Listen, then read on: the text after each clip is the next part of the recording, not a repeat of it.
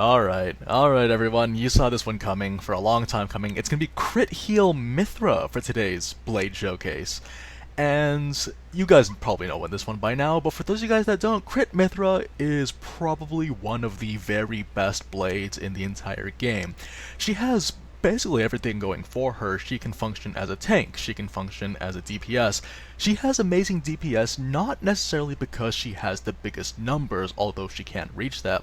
No, the reason why she has amazing DPS is the fact that she has almost no cooldowns 90% of the time. She is absolutely fantastic, and we're gonna get right into what exactly it is that makes her so unique. She is, well, the story goes, you can actually potentially solo all the super bosses of Xenoblade Chronicles 2 using this blade and this build. Apparently, I've never done it myself, but there are people that have apparently done that. So, let's have a very quick look at her affinity chart and you'll know why she's such a monster. Okay, so the first thing you'll want to notice is that she has the Foresight ability. This is pretty nice because once you have max affinity, and you will be getting max affinity quite easily, and you'll be able to maintain it because she has amazing sustain and damage. So this is pretty nice, so when you have it maxed out, it'll be 50% increase in accuracy and evasion.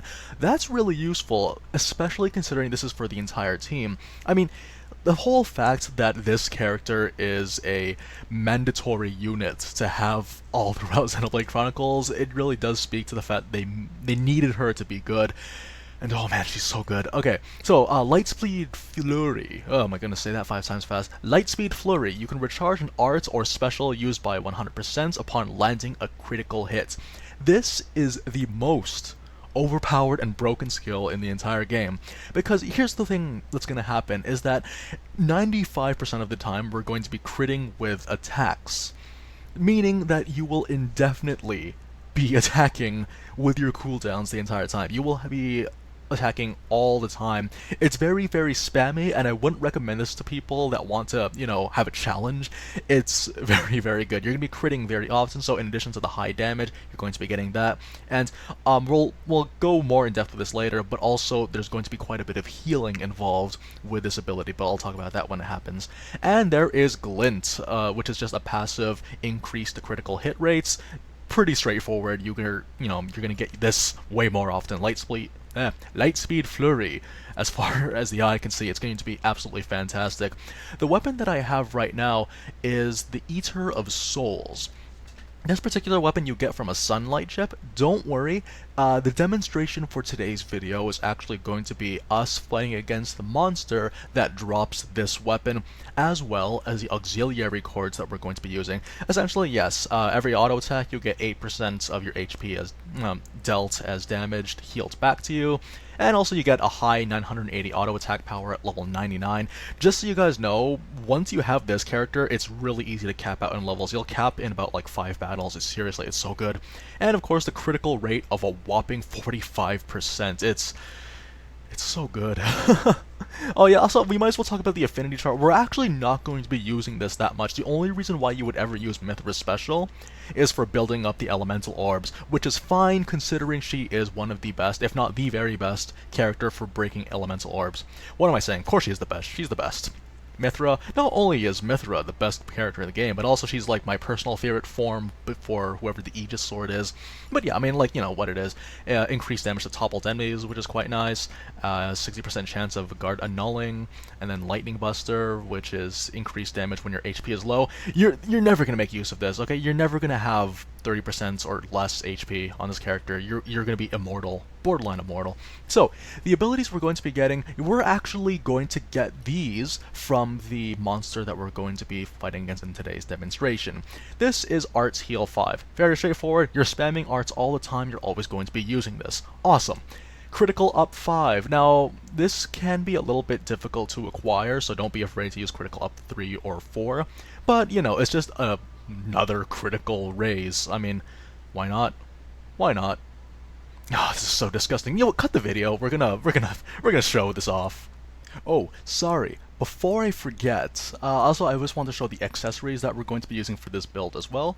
So we have the Modern Metal. You get this for getting critical damage dealt as HP. There is another one out there that I believe is better than this, but again, like I said, if you don't have a stronger version, feel free to go ahead and use the weaker version. You will be fine. As well, this is the Diamonds. If ever I do need to auto attack, it's nice just to get that HP back. As well, we're going to quickly go over to our pouch setup. Now, this is going to be my, usually I like to go over to the Victory Smoothies, since that tends to be the most commonly used ones, but since I currently don't have it right now, instead we're going to use the Narcipear Jelly. Not a problem at all. The other one we're going to be using, this is a board game that you can get at More Ardain. You have to finish a Merc group in order to do this, but is Plumber Escape. This increases the effects of blade arts, and it's going to be very welcome considering how often we're going to be using blade arts anyway. So, let's go on ahead and go straight into the demonstration. We're actually here already. This is a unique monster that's actually a bunch of monsters we have to fight at first, but it's really just the one big guy fighting against, surrounded by a bunch of dudes. So ideally you just want the tank to be taking the damage as usual, but in a really clutch emergency situation, it's fine if that doesn't happen, just because the what's it called? You can tank everything. Like you see, I'm actually doing so much damage with my crits right over here. Doesn't even matter, but again, ideally you would want to be in the perfect position to, take advantage of that extra damage that your attacks have, like the bonus effects. Well, otherwise, yeah, we're just gonna be breaking back and forth most of the time.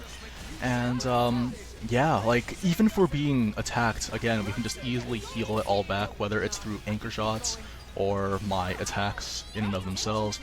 The only real way that this could possibly go wrong is if I'm being CC'd to death. Essentially, I said earlier that there's, the word on the street is that this is specific builds can solo all the super bosses, and the thing about that though is that I think there might be an exception for maybe Gladiator Orion, because that particular character does nothing but CC most of the time. But otherwise though, yeah, I'm just gonna try to get in position so that I can fight against this. It would be nice if he was able to turn his attention, but unfortunately, you're going to be getting a lot of aggro because we're spamming so many arts right now. But yeah, that's what's going to be happening though, is that this attack, the double spinning edge, is 2 attacks. It's 2 attacks, meaning that there are 2 chances to crit. You just need to get the 1 crit, so literally we are spinning to win right now. It's, yeah, and we're also getting all this healing back for us, thanks to our accessory. Not to mention that we get the extra damage from our Plumber Escape game. Alright, so yeah, again, it's the CC that's going to be sort of the bane of this particular build. That being said though, it's not that big of a deal considering how quickly we can recover it all back. Because as long as we crit, we're going to get healing. So yeah, not even needing to worry about that. We're gonna go ahead and make mincemeat out of this level 98. Also, if you time it right, you will get the cancel, and that's always beneficial. Even if our healer were to die, it wouldn't matter because we're gonna build party gauge like crazy. We don't need to worry about having different accessories, for example, that will give us more party gauge, or we don't have to worry about pouch items that will give us more party gauge. It's all there, and again, ideally you want the tank to be tanking all the damage for you, just so you can properly be in position, capitalize on all the different bonus damages. Otherwise though, it's pretty easy from then on out. Mythra is really good in and of herself, just because, she can create topples, for example. She can create, these, she can create elemental orbs easily. She can create, elemental orbs for fire, light, and let's see, fire, light, and water. Actually, I'm working on water right now. So, oh yeah, well, as soon as they unshackle, then we'll be able to do that. But again, let's go into a topple, give ourselves some free time, and get straight back into critting this guy to death. My goodness, look at the health bar, it's just gradually going down. Usually this would take a lot longer. Yeah, you can topple again, my friends. Alright, cool. So yeah, we're gonna create ourselves a water orb. I don't even think we'll even have the need to even break the water orbs on this character. We're kind of just creating them just so that they're there, and not necessarily because we necessarily need them. but it's nice to kind of shake things up visually for you guys watching right now. So yeah, this is crit heal Mythra. It's far from perfect, or at least like the one that I have right now, just because I'm missing a couple of items. But that being said, though, it's very good. Like, anyone that has this build, they can easily take on any of the challenges of this game, like all the late game challenges of this game, without fear of anything at all whatsoever. So that's kind of the thing. And again, like, if you use the Ascended form, sorry guys, we're going to spoiler territory here, there is another form that you can use that can attack all the elemental orbs. So if you have like 5 orbs at once, then you'll have a higher chance of getting your break. So yeah, that's always going to be welcome. Alright, we're going to go ahead and go for another Mythra. We're going to get a grand total of 3 of these, so we'll try to speed these up as much as we can. Okay. Yeah, let's have some Nim action. Also, oh, do you know what? I should have used Vest, because I believe Vest does bonus damage against machines, doesn't she? Oh, well, next time. Cassandra, you're up. I think Cassandra has a weapon that does bonus damage against machines, though. So that should be nice. And this should be a finisher, actually, so, goodbye, Mr. 99.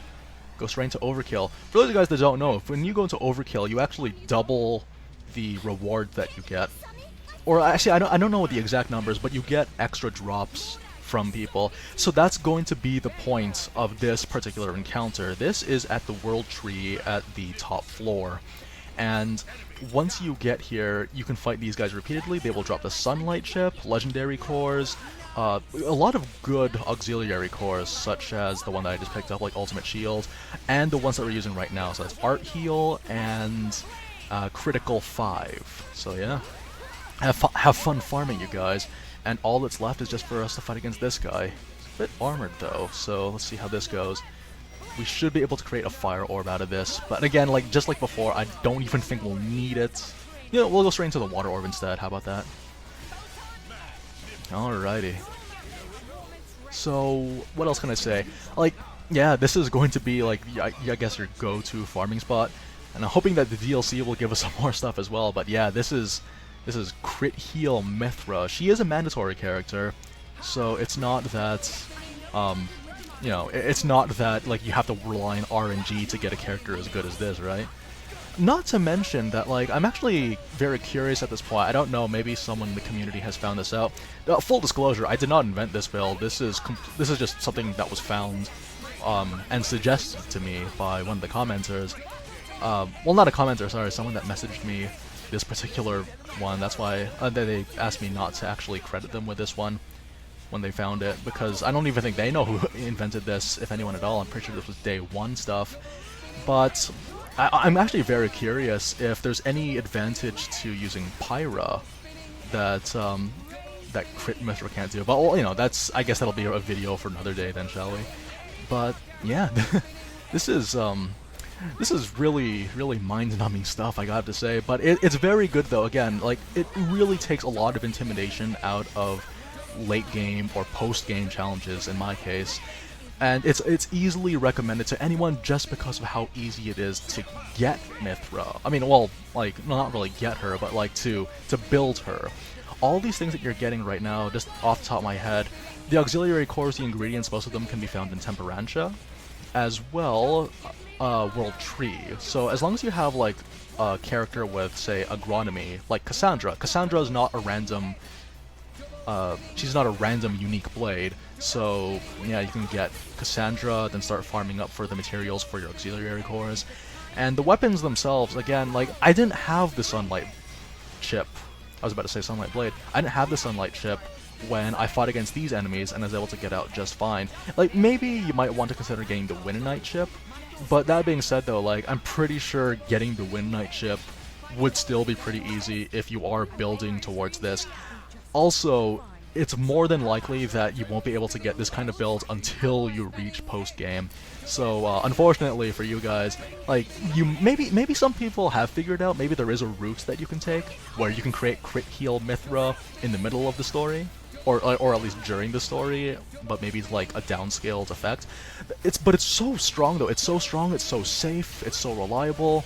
Like, you can constantly spam anchor shots if that's what you want to do.